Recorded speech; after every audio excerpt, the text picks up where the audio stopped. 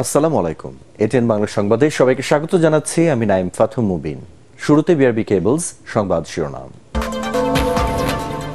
2 দিনের রাষ্ট্রীয় সফরে নয়াদিল্লিতে প্রধানমন্ত্রী শেখ হাসিনা নরেন্দ্র মোদীর সাথে দ্বিপাক্ষিক বৈঠক কাল গুরুত্ব পাবে আঞ্চলিক ও ভূ রাজনৈতিক ইস্যু। আওয়ামী লীগকে দুর্নীতিবাজ বানিয়ে সরকার পতনের ষড়যন্ত্র করছে বিএনপি, অভিযোগ ওবায়দুল কাদেরের। ঢালাওভাবে দুর্নীতির গুজব ছড়িয়ে পুলিশকেও আক্রমণ করছে দলটি। সিলেটের 700 আশ্রয় কেন্দ্রে 22,000 বানভাসী মানুষ। পরিস্থিতি উন্নতির দিকে। রংপুর, কুড়িগ্রাম সহ দেশের কয়েক জেলায় নদ নদীর পানি বৃদ্ধি। রাজধানীতে কাঁচামরিচের কেজি 400 টাকা। সরবরাহ কম থাকায় সব সবজির দামই বাড়তি।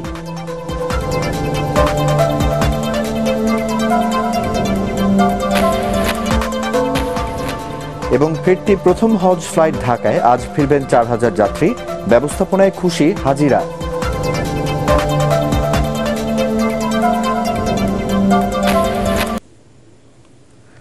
শুনছিলেন বিআরবি কেবল সংবাদ শিরোনাম। এবারে বিস্তারিত সংবাদ। ভারতের প্রধানমন্ত্রী নরেন্দ্র মোদীর আমন্ত্রণে 2 দিনের রাষ্ট্রীয় সফরে নয়াদিল্লি পৌঁছেছেন প্রধানমন্ত্রী শেখ হাসিনা। শুক্রবার দুপুরে 3:30টায় প্রধানমন্ত্রীকে বহনকারী বিমান বাংলাদেশ এয়ারলাইন্সের বিশেষ ফ্লাইটটি দিল্লির পালাম বিমানবন্দরে অবতরণ করে। সেখানে তাকে অভ্যর্থনা জানান ভারতে নিযুক্ত বাংলাদেশের হাই কমিশনার মোহাম্মদ মোস্তাফিজুর রহমান ও ভারত সরকারের উচ্চ পর্যায়ের প্রতিনিধি দল। পরে প্রধানমন্ত্রীর সম্মানে ভারতের একটি সাংস্কৃতিক দল দেশটির ঐতিহ্যবাহী নৃত্য পরিবেশন করে। বঙ্গবন্ধু কন্যা শেখ হাসিনা শিল্পীদের সাথে ছবিও তোলেন। এর আগে দুপুরে দিল্লির উদ্দেশ্যে ঢাকা ত্যাগ করেন প্রধানমন্ত্রী। রাজধানীর শাহজালাল আন্তর্জাতিক বিমানবন্দরে তাকে বিদায় জানান মন্ত্রিপরিষদের সদস্য, 3 বাহিনী প্রধান, পুলিশের আইজি সহ ঊর্ধ্বতন সরকারি কর্মকর্তারা। আগামীকাল ভারতের রাষ্ট্রপতি দ্রৌপদী মুর্মুর সাথে সৌজন্য সাক্ষাৎ করবেন বাংলাদেশের সরকার প্রধান। পরে দুদেশের প্রধানমন্ত্রীর মধ্যে অনুষ্ঠিত হবে শীর্ষ বৈঠক। এই বৈঠকের মধ্য দিয়ে বাংলাদেশ ও ভারতের মধ্যে কয়েকটি চুক্তি ও সমঝোতা স্মারক সই হওয়ার কথা রয়েছে। শনিবার ভারতের প্রধানমন্ত্রী নরেন্দ্র মোদীর দেয়া মধ্যাহ্ন ভোজে যোগ দেবেন প্রধানমন্ত্রী শেখ হাসিনা। এছাড়াও এ সফরের মধ্য দিয়ে পররাষ্ট্রমন্ত্রী এস জয়শঙ্কর সহ ওই দেশের ঊর্ধ্বতন প্রতিনিধিদের সাথে আলাদা বৈঠক হওয়ার কথা রয়েছে বাংলাদেশের সরকার প্রধানের।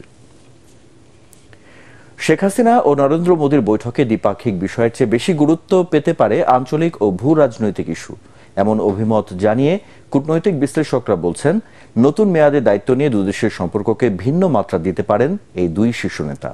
একই সাথে তারা বলেন তিস্তা চুক্তি সহ অমীমাংসিত ইস্যু সমাধান, কানেক্টিভিটি ও বাণিজ্য সমঝোতার ক্ষেত্রে দেশের স্বার্থ সংরক্ষণে জোরালো অবস্থান নিতে হবে বাংলাদেশকে। বিস্তারিত জানাচ্ছেন একরামুল হক সায়েম। নরেন্দ্র মোদীর শপথ অনুষ্ঠানে যোগদানের পর 2 সপ্তাহের মধ্যে প্রধানমন্ত্রী শেখ হাসিনার দিল্লি সফর। নতুন মেয়াদে সরকার প্রধান হিসেবে দায়িত্ব নেয়ার পর 2 শীর্ষ নেতার প্রথম দ্বিপাক্ষিক বৈঠক অনুষ্ঠিত হবে এই সফরে। এ সময় দুদেশের স্বার্থ সংশ্লিষ্ট বিষয়ের পাশাপাশি চীন ভারতকে ঘিরে আঞ্চলিক রাজনৈতিক ইস্যু প্রাধান্য পেতে পারে বলে জানান বিশ্লেষকরা। এই ভিজিটে বিশ্ব একটা প্রেক্ষাপট নিয়ে আলোচনা হবে, সাউথ এশিয়ার পলিটিক্স নিয়ে আলাপ হবে। এই এলাকায় বিভিন্ন যে উদীয়মান শক্তি, চীন, জাপান, তাদের নিয়েও তাদের অবস্থান কি, বাংলাদেশ কিভাবে তাদেরকে দেখে, এক্সচেঞ্জ অফ ভিউজ হয়েই থাকে। আরও হয়তো খুব ফোকাসড হবে। আমাদের তরফ থেকে তো মিয়ানমার একটা বড় ইস্যু। শ্রীলঙ্কা বলেন, মালদ্বীপস বলেন, এই সবগুলো দেশে কিন্তু চীনারা বিভিন্ন উন্নয়নমূলক কর্মকাণ্ডে তারা অংশগ্রহণ করছে এবং সেই ক্ষেত্রে ভারতের জন্য এটা একটা চিন্তার কারণ। তারা এটাকে কৌশলগতভাবে মনে করে যে এই দক্ষিণ এশীয় অঞ্চল, এখানে চীনের মতো শক্তির অংশগ্রহণ কম থাকাই ভালো। বিশ্লেষকরা বলছেন তিস্তা মহাপরিকল্পনায় ভারতের আগ্রহ নতুন করে আলোচনা তৈরি করেছে।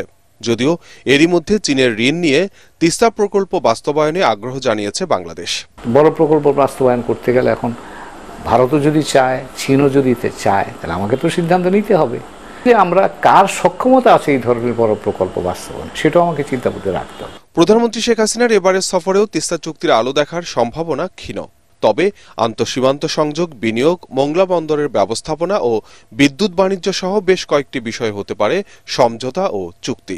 বর্ডার ইস্যুস রয়েছে, এনার্জি বড়ভাবে আসবে, কানেক্টিভিটি বড়ভাবে আসবে, বিশেষ করে রেল কানেক্টিভিটি। একমুখী কানেক্টিভিটি হলে কিন্তু তাতে আমরা আলটিমেটলি বেনিফিশিয়ারি হব না। এই কানেক্টিভিটির ফলে দ্বিপাক্ষিকভাবে আমরা কে কতটা লাভবান হলাম তার একটা কিন্তু মূল্যায়ন বোধের দরকার। প্রধানমন্ত্রী শেখ হাসিনা ও নরেন্দ্র মোদীর সবশেষ দ্বিপাক্ষিক বৈঠক অনুষ্ঠিত হয় 2022 সালের সেপ্টেম্বরে দিল্লিতে। ইকরামুল হক সায়েম, এটিএন বাংলা, ঢাকা। আওয়ামী লীগকে দুর্নীতিবাজ বানিয়ে সরকার পতনের ষড়যন্ত্র করছে বিএনপি বলে অভিযোগ করেছেন আওয়ামী লীগ সাধারণ সম্পাদক ওবায়দুল কাদের। তিনি বলেন, ঢালাওভাবে দুর্নীতির গুজব ছড়িয়ে পুলিশকেও আক্রমণ করছে দলটি। সেনাবাহিনীর বিরুদ্ধেও তাদের মতলব রয়েছে। দলের প্রতিষ্ঠা বার্ষিকী উপলক্ষে আয়োজিত র্যালি পূর্ব সমাবেশে তিনি কথা বলেন। ষড়যন্ত্র করে সরকারের পতন করা যাবে না জানিয়ে তিনি বলেন, আওয়ামী লীগের ক্ষমতার উৎস জনগণ, ধাক্কা দিলেই এ দল পড়ে যাবে না। আরো জানাচ্ছেন ইয়াসিন রানা। ৭৫তম প্রতিষ্ঠাবার্ষিকী প্লাটিনাম জুবিলি উপলক্ষে বর্ণাঢ্য র্যালি ও শোভাযাত্রার আয়োজন করে আওয়ামী লীগ। রাজধানী সহ ঢাকা জেলার আওয়ামী লীগ, যুবলীগ, স্বেচ্ছাসেবক লীগ, কৃষক লীগ, মহিলা লীগ, যুব মহিলা লীগ, ছাত্রলীগের নেতাকর্মীরা রং বেরঙের ব্যানার, ফেস্টুন, প্লাকার্ড নিয়ে যোগ দেন র্যালিতে। এতে শাহবাগ থেকে কাকরাইল পর্যন্ত পুরো এলাকায় উৎসবমুখর পরিবেশের তৈরি হয়। আওয়ামী লীগকে যারা নিশ্চিহ্ন করতে চাইছিল সেই নমরুদের গোষ্ঠী বিএনপি জামাত ধ্বংস হয়ে গিয়েছে। বাংলাদেশের নানান জায়গায় ষড়যন্ত্র করে তারা নির্বাচনে আসে না, নির্বাচন পাঞ্চাল করতে চায়। প্রতিষ্ঠাবার্ষিকীর র্যালি পূর্ব সমাবেশে আওয়ামী লীগের সাধারণ সম্পাদক ওবায়দুল কাদের বলেন, পুলিশ ও সেনাবাহিনীর বিরুদ্ধে গুজব ছড়াচ্ছে বিএনপি। গুজব ছড়িয়ে বিএনপি সরকার পতনের ষড়যন্ত্র করছে। পুলিশকে ঢালাওভাবে আক্রমণ করছে, সেনাবাহিনীর বিরুদ্ধে গুজব ছড়িয়ে আমাদেরকে দুর্নীতিবাজ দল বিএনপি আজকে আমাদেরকে দুর্নীতিবাজ বানানো চক্রান্ত করছে। তিনি বলেন, আওয়ামী লীগ আন্দোলনে ভয় পায় না। আওয়ামী লীগ সবসময় বিএনপিকে মোকাবেলায় রাজপথে থাকবে বলেও জানান ওবায়দুল কাদের। আন্দোলন করবে 28 অক্টোবরের মতো, পালিয়ে যাবেন না তো? আপনাদের আন্দোলন তো ভুয়া ভুয়া ভুয়া। র্যালিটি ইঞ্জিনিয়ার্স ইনস্টিটিউশন থেকে শুরু হয়ে সায়েন্স ল্যাব হয়ে ধানমন্ডি 32 নম্বরে গিয়ে শেষ হয়। ইয়াসিন রানা, এটিএন বাংলা, ঢাকা। সিলেটে বন্যার ভয়াল থাবা সর্বস্ব কেড়ে নিয়েছে অনেক পরিবারের। তবে এরই মধ্যে কিছুটা উন্নতি হয়েছে সেখানকার বন্যা পরিস্থিতি। গেল দুদিনে উজানের পানি সরে গিয়ে বসত ভিটা জাগতে শুরু করেছে। সিলেট থেকে বিস্তারিত জানাচ্ছেন মনির হোসেন তপু, ক্যামেরায় ছিলেন এমদাদুল হক। কোম্পানিগঞ্জের চাতলপাড়ার বাসিন্দা ভূমিহীন বাচ্চু মিয়া। বন্যায় বৃদ্ধ বাবা মা ও 4 ছেলে মেয়ে নিয়ে নিরুপায় তিনি। গোলা ভরা ধান পানিতে ভিজে নষ্ট হয়ে গেছে। একমাত্র সম্বল গবাদি পশুর খাবারও নেই। একটি বছর আবারও অনিশ্চয়তার মধ্যে কাটবে এই পরিবারটির। চাল, ধান, বাদাম অনেক কিছু নষ্ট হয়েছে এই পানির কারণে। এখন চলা বড় কষ্ট। এখানে বসবাস করা আরো 40টি পরিবারের একই অবস্থা। অনেকের ঘরবাড়ি ভেঙে গিয়েছে, রাস্তাঘাট সব পানির তলায়। চোখ যত দূর যায় চারদিকে পানি। নাও নাই দূর নেই, ঘরের মাঝে দেন গে পানির তলে ঘর। অন্ত আমরা মানুষের জীবন বাঁচাইছে। ধান চালা ছিল, এগুলা তো সব পানি নিয়ে গেছে, বুঝছেন নি? এখন আমাদের খাওয়া দাওয়া কষ্ট। বন্যার পানি কমতে থাকায় বসত ভিটায় অনেকে ফিরে বেঁচে যাওয়া অবশিষ্ট জিনিসপত্র ঠিকঠাক করছেন। তবে জিনিসপত্রের চুরি হওয়ার ভয়ে অনেক পরিবার জীবনের ঝুঁকি নিয়ে পানির মধ্যেই কোনোভাবে দিন যাপন করছেন। ব্যবসা থাকতে হতে পয়সাগিরি থাকলে ব্যবসা করতে, আমরা তো এগুলোও নাই। আমার আগের বাড়ি নদী ভেঙে নিছে, আমি আইছি আওয়ারের মধ্যে। স্যার খুব আমার কষ্ট আছে। বন্যায় সবচেয়ে বেশি ক্ষতি হয়েছে কোম্পানিগঞ্জ, গোয়াইনঘাট, কানাইঘাট, জৈন্তাপুর এবং জকিগঞ্জে। সুরমা ও কুশিয়ারা নদীর পানি এখনো কিছু স্থানে বিপদসীমার উপর দিয়ে প্রবাহিত হচ্ছে। শুধুমাত্র সিলেট জেলায় প্রায় 10 লাখ মানুষ এখনো পানিবন্দী রয়েছে। এদের মধ্যে অনেকেই সবকিছু হারিয়ে এখন নিঃস্ব প্রায়। তাই সুষ্ঠু ব্যবস্থাপনার মাধ্যমে এদের পুনর্বাসন করা হোক, এমনটাই প্রত্যাশা করছেন ক্ষতিগ্রস্তরা। মনির হোসেন তপু, এটিএন বাংলা, কোম্পানিগঞ্জ, সিলেট। এদিকে রংপুর, হবিগঞ্জ, মৌলভীবাজার, কুড়িগ্রাম সহ দেশের বেশ কয়েক জেলায় বেড়েই চলেছে নদ নদীর পানি, সাথে তীব্র হচ্ছে ভাঙন। এভাবে পানি বৃদ্ধি অব্যাহত থাকলে এসব নদ নদীর পানিও বিপদসীমা ছাড়িয়ে যেতে পারে বলে আশঙ্কা করা হচ্ছে। প্রতিনিধিদের পাঠানো তথ্য ছবি নিয়ে আরো জানাচ্ছেন তামান্না জেনিফার। ভারী বর্ষণ সহ উজান থেকে নেমে আসা ঢলে রংপুর অঞ্চলের প্রধান নদ নদীর পানি বৃদ্ধি অব্যাহত রয়েছে। এরই মধ্যে ডালিয়া ও কাউনিয়া পয়েন্টে তিস্তা নদীর পানি বিপদসীমা অতিক্রম করছে। পরিস্থিতি স্বাভাবিক রাখতে ব্যারেজের ৪৪টি গেট খুলে দেওয়া হয়েছে বলে জানায় রংপুর পানি উন্নয়ন বোর্ড। মৌলভীবাজারে টানা বর্ষণ ও উজানের পাহাড়ি ঢলে প্লাবিত হয়েছে জেলার ৭টি উপজেলার ৫০টি ইউনিয়নের প্রায় ৪০০ গ্রাম। নদী ভাঙন আর জলাবদ্ধতায় কৃষিজমির ব্যাপক ক্ষতি সহ জনদুর্ভোগে স্থানীয়রা। খাবার খাদ্য বিনিময়ে আমরা কোনো কিছু পাই নাই সরকার থেকে। হবিগঞ্জে খোয়াই নদীর সদর উপজেলার ৩টি স্থানে বাঁধ ভেঙে তলিয়ে গেছে এলাকা। এতে ৩টি উপজেলায় প্রায় ২৫টি গ্রাম হয়ে পড়েছে পানিবন্দী। বাঁধ ভাঙাতে আমরা অনেক জমি নষ্ট হইতাছে। এখন যে পুরাটা ভাঙা দেওনে কিছু রক্ষা হয়েছে। কুড়িগ্রামে তিস্তা, ধরলা ও ব্রহ্মপুত্র নদ তীরবর্তী এলাকায় অন্তত ২৫টি স্থানে ভাঙন দেখা দিয়েছে। পানি বাড়ার কারণে নদ নদীর অববাহিকায় নিম্নাঞ্চল ও চরাঞ্চলের প্রায় ১৫,০০০-এরও বেশি পরিবার পানিবন্দী। এদিকে নেত্রকোনায় নদ নদীর পানি হ্রাস পেতে শুরু করেছে, ফলে নতুন করে কোনো গ্রাম বা লোকালয় প্লাবিত হয়নি বলে জানিয়েছেন উপজেলা নির্বাহী কর্মকর্তা। তামান্না জেনিফার, এটিএন বাংলা। ৪১৭ জন যাত্রী নিয়ে বিমান বাংলাদেশ এয়ারলাইন্সের প্রথম ফিরতি হজ ফ্লাইট ঢাকায় পৌঁছেছে। সকালে হযরত শাহজালাল আন্তর্জাতিক বিমানবন্দরে হাজিদের ফুল দিয়ে স্বাগত জানান বিমান বাংলাদেশ এয়ারলাইন্সের ব্যবস্থাপনা পরিচালক ও সিইও জাহিদুল ইসলাম ভূঁইয়া। এ সময় উপস্থিত ছিলেন সিভিল এভিয়েশনের chairman air vice marshal M Mafidur Rahman. সুস্থ ও শান্তিপূর্ণভাবে হজ সম্পন্ন করে দেশে ফিরে সন্তোষ জানান যাত্রীরা। আলহামদুলিল্লাহ, অনেক ভালো ছিল। এবার হজ আয়োজন খুব সুন্দর ছিল, বিমানের ব্যবস্থা ভালো ছিল। আমরা খুব সুন্দর সহজভাবে প্রত্যেকটা স্টেপস পার হয়েছে, আলহামদুলিল্লাহ, শুকরিয়া। বাংলাদেশের প্রত্যেকটা মুসলমানকে যেন আল্লাহ হজে নেন। পৃথিবীর সকল মানুষের জন্য আমরা মঙ্গল কামনা করেছি। ফিলিস্তিনবাসীর জন্য আলাদা করে নাম উল্লেখ করে দোয়া করেছি। প্রি হজ ফ্লাইট আজকে থেকে শুরু হয়েছে, আমাদের সর্বাত্মক প্রস্তুতি আছে। তার অংশ হিসেবেই ব্যবস্থাপনা, যেটা জমজমের পানি ডিস্ট্রিবিউশন, প্রায় ১০ মিনিটের মধ্যে লাগেজ নিয়ে এবং পানি নিয়ে আমাদের সম্মানিত হাজিরা বের হয়ে গেছেন এবং এটা আজকে শুরু। তো এইভাবেই আমরা আমাদের সর্বাত্মক প্রস্তুতি রাখব। বর্ষা বন্যা শুরুর সাথে সাথে কাঁচামরিচের দামে ঝাঁঝ বেড়েছে। রাজধানীতে ১ কেজি কাঁচামরিচ বিক্রি হচ্ছে ৪০০ টাকায়। বেড়েছে পেঁয়াজ সহ অন্যান্য সবজির দামও। আরো জানাচ্ছেন মিজান শাহজাহান। ঈদের ছুটির পর এখনো জমে ওঠেনি বাজার। এরই মধ্যে সরবরাহ কম থাকার অজুহাতে মাছের দাম বেড়েছে কেজিতে ৫০ টাকা। মাছের দাম অনেক বেশি, ৫০ টাকা বাড়তির কারণ আছে। বেলে গেলে আগে যেমন এভেলেবেল মাছটা আসতো, এখন এভেলেবেল আছে। ব্রয়লার মুরগি বিক্রি হচ্ছে ২২০ থেকে ২৩০ টাকা কেজি দরে। সবজির বাজারও ঊর্ধ্বমুখী। বেগুন, পটল থেকে শুরু করে সব ধরনের মৌসুমী সবজি বিক্রি হচ্ছে ৮০ থেকে ১০০ টাকায়। দোকান বেঁধে কাঁচামরিচ বিক্রি হচ্ছে ৩৫০ থেকে ৪০০ টাকা কেজি দরে। এক একটা সবজি যে পরিমাণে দাম, তো আমাদের মতো আসলে মধ্যবিত্ত ফ্যামিলির জন্য এটা খুবই হিমশিম খাওয়ার মতো। শসার কেজি ১৬০ টাকা। এই শসাটির ওজন ১০০ গ্রাম। এর মানে ১৬ টাকার বিনিময়ে মিলছে এরকম একটি ছোট্ট শসা। ঈদের আগে আগে আমার পার্সোনাল কিছু কাজের জন্য গ্রামে গিয়েছিলাম। দেশি শসাটা এখানে ৪০ টাকা, ৩০ টাকা, ৪০ টাকা। তো আমি তখন ওনাকে বললাম যে বাবা, আপনারা অনেক শান্তিতে আছেন, আমরা যদি পারতাম ঢাকা শহর ছেড়ে আমরা এখানে চলে আসতাম। মাছ, মাংস, ডিম, পেঁয়াজ, আদা সহ নিত্য প্রয়োজনীয় পণ্যের দাম বাড়া নিয়ে অস্বস্তিতে ভুগছেন সীমিত আয়ের মানুষ। আমিষ তো দূরের কথা, ডাল ভাত খেয়ে বেঁচে থাকাও কঠিন হয়ে দাঁড়াচ্ছে। কারণ চিকন চালের দাম তো বাড়ছেই, মোটা চালের দাম যেভাবে বাড়ছে তাতে জীবন ধারণই কঠিন হয়ে যাচ্ছে। মিজান শাহজাহান, এটিএন বাংলা, ঢাকা। কক্সবাজার শহরের বাদশাহ ঘোনা এলাকায় পাহাড় ধসে দুজনের মৃত্যু হয়েছে। তারা হলেন আনোয়ার হোসেন ও তার অন্তঃসত্ত্বা স্ত্রী মাইমুনা আক্তার। ভোর ৪টার দিকে এই দুর্ঘটনা ঘটে। আনোয়ার হোসেন স্থানীয় একটি মসজিদের মুয়াজ্জিন ছিলেন।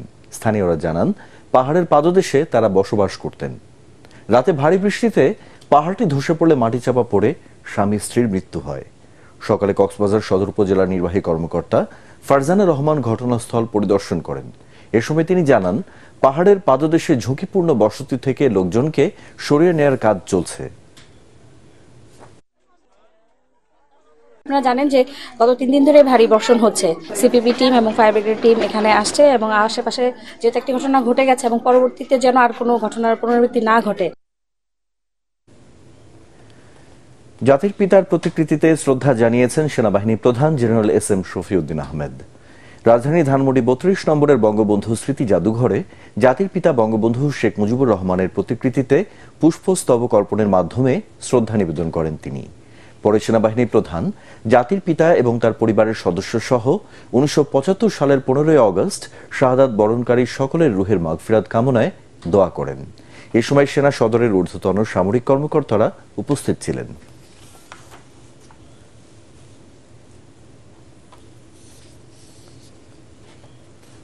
সাম্প্রতিক সময়ে প্রিন্ট ও ইলেকট্রনিক মিডিয়া ও সামাজিক যোগাযোগ মাধ্যমে বাংলাদেশ পুলিশের সাবেক ও বর্তমান সদস্যদের নিয়ে ধারাবাহিকভাবে আংশিক, উদ্দেশ্য প্রণোদিত ও ঢালাও প্রতিবেদন প্রকাশ করা হচ্ছে বলে দাবি করেছে বাংলাদেশ পুলিশ সার্ভিস অ্যাসোসিয়েশন। এর তীব্র প্রতিবাদ জানিয়েছে সংগঠনটি। অ্যাসোসিয়েশনের সভাপতি, পুলিশের স্পেশাল ব্রাঞ্চের অতিরিক্ত আইজিপি মনিরুল ইসলাম এবং সাধারণ সম্পাদক নারায়ণগঞ্জ জেলা পুলিশ সুপার গোলাম মোস্তফা রাসেল স্বাক্ষরিত এক বিবৃতিতে ভবিষ্যতে পুলিশ বাহিনী সম্পর্কে কোনো ধরনের প্রতিবেদন প্রকাশের ক্ষেত্রে অধিকতর সতর্কতা অবলম্বন ও সাংবাদিকতার নীতিমালা যথাযথভাবে অনুসরণের অনুরোধ জানানো হয়। গণমাধ্যমে প্রকাশিত এ ধরনের রিপোর্টের অধিকাংশ ক্ষেত্রেই কোনো তথ্য সূত্রের উল্লেখ নেই। এ ধরনের রিপোর্টে বাংলাদেশ পুলিশের পেশাদার সদস্যদের মনোবল ক্ষুণ্ণের পাশাপাশি পুলিশের ভাবমূর্তি নষ্ট করার যথেষ্ট অবকাশ রয়েছে। কি কারণে, কার উদ্দেশ্যে হাসিল এবং কার ম্যান্ডেট বাস্তবায়নের জন্য কতিপয় মিডিয়া বাংলাদেশ পুলিশের বিরুদ্ধে এ ধরনের কুৎসা রটনায় লিপ্ত, সেই প্রশ্ন উত্থাপন করা অযৌক্তিক নয়। বিজ্ঞপ্তিতে আরো বলা হয়, পুলিশ দুর্নীতির বিরুদ্ধে সর্বদা জিরো টলারেন্স নীতি অনুসরণ করে আসছে। কোন পুলিশ সদস্যের বিরুদ্ধে দুর্নীতির অভিযোগ প্রমাণিত হলে তাকে কোনো ধরনের ছাড় দেওয়া হয় না।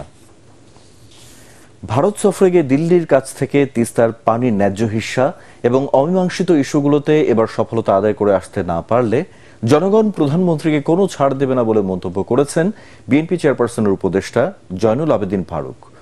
জাতীয় প্রেস ক্লাবের সামনে জাতীয়তাবাদী নাগরিক পরিষদ আয়োজিত এক সমাবেশে তিনি একথা বলেন। বর্তমান সরকারকে অগণতান্ত্রিক আখ্যা দিয়ে তিনি আরো বলেন, বাংলাদেশের উপর দিয়ে ভারতের রেল লাইন নির্মাণের প্রস্তাব মেনে নেওয়া সঠিক সিদ্ধান্ত হবে না। ভারত, তুমি আমাদের বন্ধু থাকো, কিন্তু বন্ধু বলে আজকে আমার বাংলাদেশের সব কিছু তুমি কেড়ে নিয়ে যাবে আর আমার ন্যায্য হিস্সা থেকে আমাকে বঞ্চিত করবে। বাংলাদেশের জনগণ গরিব হতে পারি, কিন্তু আমাদের আত্মমর্যাদা অনেক বড়। দামি নির্বাচন দিয়ে সেই সরকারের প্রধান আজকে আবার দিল্লি যাবেন, কি নিয়ে আসবে। এই পর্যায়ে আরাফা ইসলামী ব্যাংক অর্থ সংবাদ।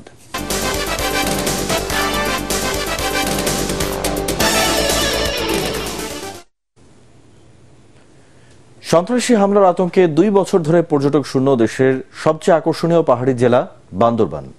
এবার ঈদের ছুটিতেও ফাঁকা সেখানকার প্রসিদ্ধ সব রিসোর্ট, হোটেল, মোটেল। রেস্টুরেন্টগুলো বন্ধ হতে চলেছে। টানা লোকসানে পথে বসেছেন এ খাতের কয়েকশো ব্যবসায়ী, বেকার 15,000-এরও বেশি কর্মী। বান্দরবান প্রতিনিধি মিনারুল হকের পাঠানো রিপোর্ট, জানাচ্ছেন কেরামতুল্লাহ বিপ্লব। পাহাড়ের আলাদা বৈশিষ্ট্য আর সৌন্দর্যের জন্য দেশে পর্যটকদের সবচেয়ে পছন্দের ছিল বান্দরবান। বলা হতো কক্সবাজারের পরে এই জেলাতেই সবচেয়ে বেশি মানুষ ঘুরতে যেতেন প্রতি বছর। পর্যটন ব্যবসাকে কেন্দ্র করে সেখানে গড়ে তোলা হয়েছে 500-এরও বেশি হোটেল, মোটেল, রিসোর্ট ও রেস্তোরাঁ। বিনিয়োগ হয়েছে কয়েকশো কোটি টাকা। এসবের কর্মী, ট্যুর অপারেটর, গাইড, যানবাহন চালক সহ বান্দরবানের পর্যটনে কাজ করে জীবিকা চালাতেন 15,000-এরও বেশি মানুষ। এখন তার প্রায় সবই অচল। পাহাড়ে অশান্তির কারণে আমাদের একটু পর্যটক ভয়ভীতি আছে। গাড়ি নিয়ে আজকে এত মাস বসা, আমাদের পরিবার নিয়ে আমরা খুব কষ্টে আছি। 2 বছর আগে গজিয়ে ওঠা সশস্ত্র সংগঠন কুকিচিন ন্যাশনাল ফ্রন্ট KNF এর সন্ত্রাসী তৎপরতা শুরু হওয়ার পর থেকেই সরকারি ঘোষণা দিয়ে বন্ধ করা হয়েছে বান্দরবনের বিভিন্ন পর্যটন স্পট। পরে খোলার ঘোষণা দিলেও ভয় আর আতঙ্কে ওদিকে যান না পর্যটকরা। সন্ত্রাসী তৎপরতার কারণে বান্দরবনের 3 উপজেলা রোমা, বোয়াংছড়ি ও থানচিতে পর্যটকদের ভ্রমণে বিধিনিষেধ এখনো বহাল আছে।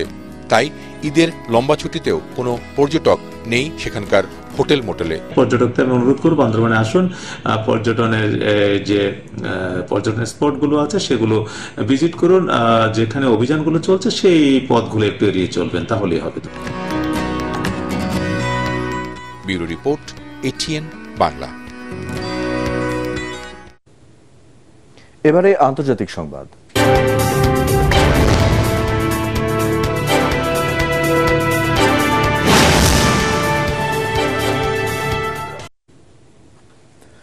মার্কিন প্রেসিডেন্ট নির্বাচন জিততে মরিয়া ডোনাল্ড ট্রাম্প, আর তাই আমেরিকার তত্ত্ব থেকে সরে এসে ক্ষমতায় গেলে বিদেশি গ্র্যাজুয়েটদের গ্রিন কার্ড দেওয়ার প্রতিশ্রুতি দিলেন সাবেক এই মার্কিন প্রেসিডেন্ট। এই প্রতিশ্রুতিকে তার প্রধান নির্বাচনী ইস্যু বলে উল্লেখ করেন তিনি। শুধু বিশ্ববিদ্যালয় নয়, যুক্তরাষ্ট্রের কলেজ বা জুনিয়র কলেজ থেকে যারা স্নাতক শেষ করবেন তারাও এর অন্তর্ভুক্ত থাকবেন বলে উল্লেখ করেন এই রিপাবলিকান প্রেসিডেন্ট প্রার্থী। এসব শিক্ষার্থী যেন দেশটিতে নিজের ক্যারিয়ার গড়তে পারে সেই চিন্তার কথা উল্লেখ করেন ট্রাম্প। যদিও তার প্রশাসনের সময় পারিবারিক কিংবা লটারি ভিসা প্রোগ্রামের মতো অভিবাসন প্রক্রিয়া রোধে প্রস্তাব তুলেছিলেন ট্রাম্প। এ পর্বের শুরুতেই টি-20 বিশ্বকাপের খবর।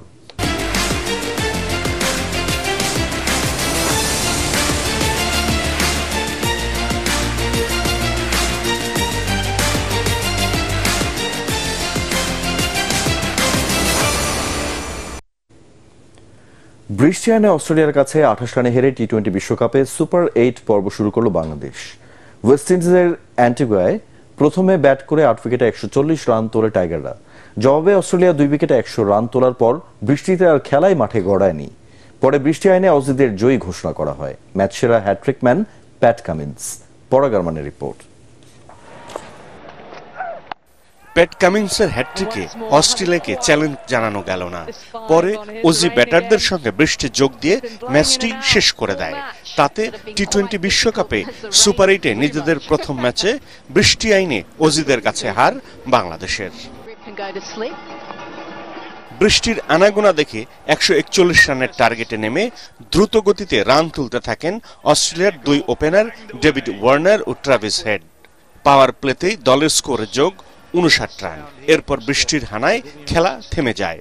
15 মিনিট পর শুরু হলে 31 রান করা ট্রাভিস হেডের উইকেট তুলে নেন রিশাদ হোসেন। অধিনায়ক মিচেল মার্শকে নিজের দ্বিতীয় শিকারে পরিণত করেন রিশাদ। এরই মধ্যে ওয়ার্নার 50 তুলে নেন। 11 ওভার 2 বলে 2 উইকেটে 100 রান তোলার পর বৃষ্টিতে আর খেলা শুরুই হতে পারেনি। ডাকওয়ার্থ লুইস মেথডে 28 রানে জয় ঘোষণা করা হয় অজিদের। এর আগে ইন্টিগায় টসে হেরে ব্যাটিংয়ে নেমে দলের স্কোরে কোনো রান যোগের আগেই মিচেল স্টার্কের শিকার তানজিদ হাসান তামিম। এরপর লিটন দাসের সঙ্গে জমে যায় নাজমুল হাসান শান্তর জুটি। 48 বলে দলের স্কোরে যোগ 58 রান। জুটি ভাঙে 25 বলে 16 রান করা লিটনের বিদায়ে।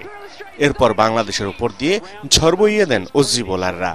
রিশাদের পর বিদায় নেন 36 বলে 41 রান করা নাজমুল হাসান শান্ত। প্রত্যাশার প্রতিদান দিতে ব্যর্থ সাকিব আল হাসানও। এরপর তো প্যাট কামিন্সের হ্যাট্রিকের শিকার মাহমুদুল্লাহ রিয়াদ, শেখ মেহেদী হাসান এবং তাওহিদ হৃদয়। ব্রেটলির পর টি-20 বিশ্বকাপে বাংলাদেশের বিপক্ষে কামিন্সও হ্যাট্রিক করলেন। শেষ পর্যন্ত 140 রানে থামে 8 উইকেট হারানো বাংলাদেশ। পরাগারমান, এটিএন বাংলা। পার্টেক্স খেলার খবর।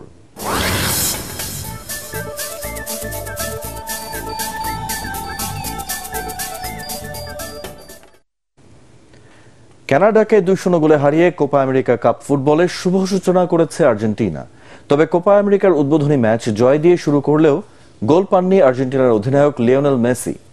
খেলার প্রথমার্ধে আর্জেন্টিনার সঙ্গে সমানে সমান লড়াই করেছিল কানাডা, কিন্তু দ্বিতীয়ার্ধে বিশ্ব চ্যাম্পিয়নদের কৌশলের কাছে হার মানে সেই প্রতিরোধ। দ্বিতীয়ার্ধের শুরুতে এগিয়ে যায় স্ক্যালোনির দল। 49 মিনিটে অ্যালেক্সিস ম্যাকঅ্যালিস্টারের কাছ থেকে বল পেয়ে দলকে এগিয়ে দেন হুলিয়ান আলভারেজ। এরপর গোল পরিশোধের চেষ্টা করেও সফল হয়নি কানাডা। আর্জেন্টিনাও ব্যবধান বাড়ানোর সহজ সুযোগগুলো কাজে লাগাতে পারেনি। আর্জেন্টিনার গোল মিসের দিনে অবশেষে খেলার 88 মিনিটে ব্যবধান দ্বিগুণ করেন লাউতারো মার্টিনেজ। শেষ করার আগে বিআরবি কেবল সংবাদ শিরোনামগুলো এক নজরে আরেকবার। 2 দিনের রাষ্ট্রীয় সফরে নয়াদিল্লিতে প্রধানমন্ত্রী শেখ হাসিনা, নরেন্দ্র মোদীর সাথে দ্বিপাক্ষিক বৈঠক কাল, গুরুত্ব পাবে আঞ্চলিক ও ভূ রাজনৈতিক ইস্যু। আওয়ামী লীগকে দুর্নীতিবাজ বানিয়ে সরকার পতনের ষড়যন্ত্র করছে বিএনপি, অভিযোগ ওবায়দুল কাদেরের। ঢালাওভাবে দুর্নীতির গুজব ছড়িয়ে পুলিশকেও আক্রমণ করছে দলটি। সিলেটের 700 আশ্রয় কেন্দ্রে 22,000 বানভাসী মানুষ। পরিস্থিতি উন্নতির দিকে। রংপুর, কুড়িগ্রাম সহ দেশের কয়েক জেলায় নদ নদীর পানি বৃদ্ধি। রাজধানীতে কাঁচামরিচের কেজি 400 টাকা। সরবরাহ কম থাকায় সব সবজির দামই বাড়তি।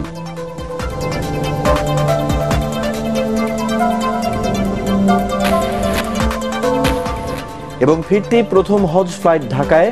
আজ ফিরবেন 4,000 যাত্রী। ব্যবস্থাপনায় খুশি হাজিরা।